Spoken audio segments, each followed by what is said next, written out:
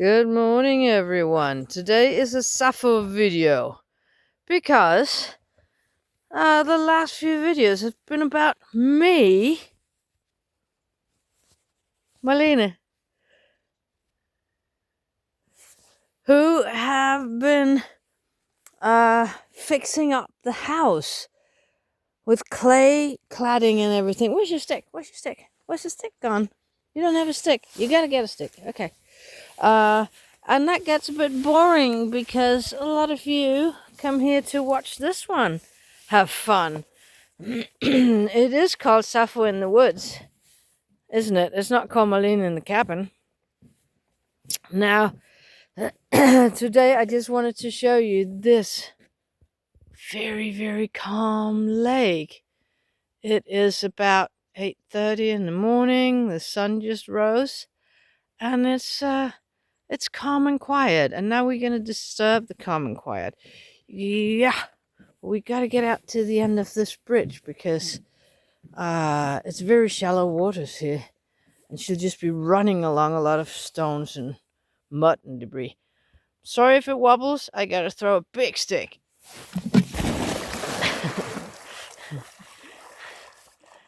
Yay, go get it. Yes, you got it. She'll never come up on the bridge again. She'll swim all the way into where she can reach the bottom, and then she'll walk in or jump in the rest of the way. And the birds are signaling. Danger, danger. Crazy dog is back. Now, I have to tell you that we are in the middle of December and it should be winter.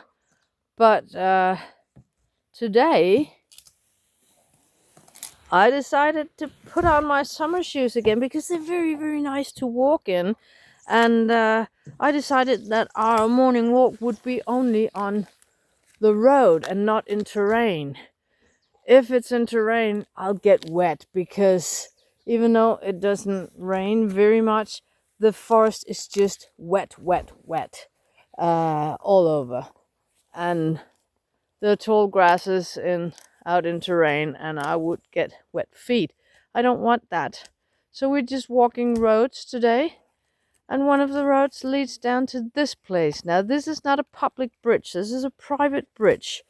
And as I've told you about the Allemannsretten, all people's right to roam, you're actually not allowed to stay and to utilize other people's private bridges or ponds, or what do you call them when they go out into...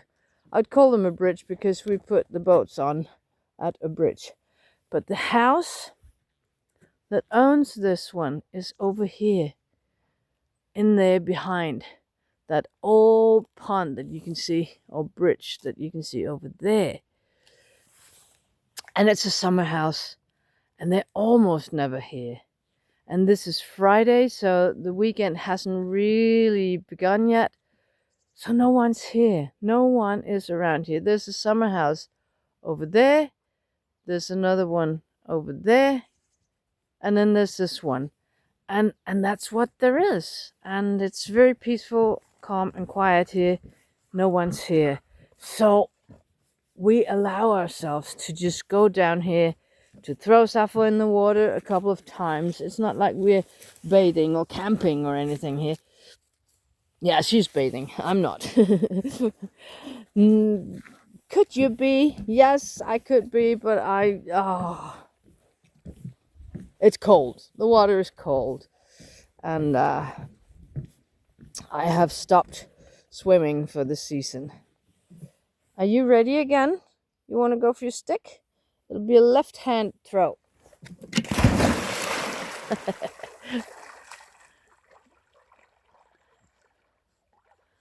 Later today I will be clay cladding, but I will first and foremost be moving a lot of firewood because we know that in a couple of weeks it'll get very, very cold. So I'll want to be ready, have taken in wood and taking it in the back room and taking that from the back room into the living room so it can warm up and dry out completely. I think it is dry, but it needs to warm up to be dry. But remember, 12 to 15% excuse me, humidity in the firewood. That's what we want. We don't want 0. I made that mistake last year. It gets too dry and then it burns too hard. Not too fast, but too warm. It burns extremely warm in the oven, in the stove, and that hurts the stove actually. So that was a mistake I made last year. I put all the firewood on top of the stove to warm it up and to dry it through, and I thought I was doing a very, very good job at it. And I had this humidity meter to measure how much moisture was in it, and it got down to 0, and it got below 6 or 7% anyway. And I thought, yes, that's good. I'll burn it, and it burned, and it gave off a lot of heat. But I also ruined the roof in my stove, and later I read on it, the knowledge about it, that you should keep between 12 and 15% humidity in your firewood. That's where it burns the best. Are you coming?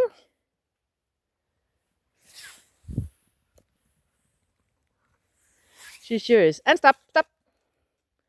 Very nice. Værsgo.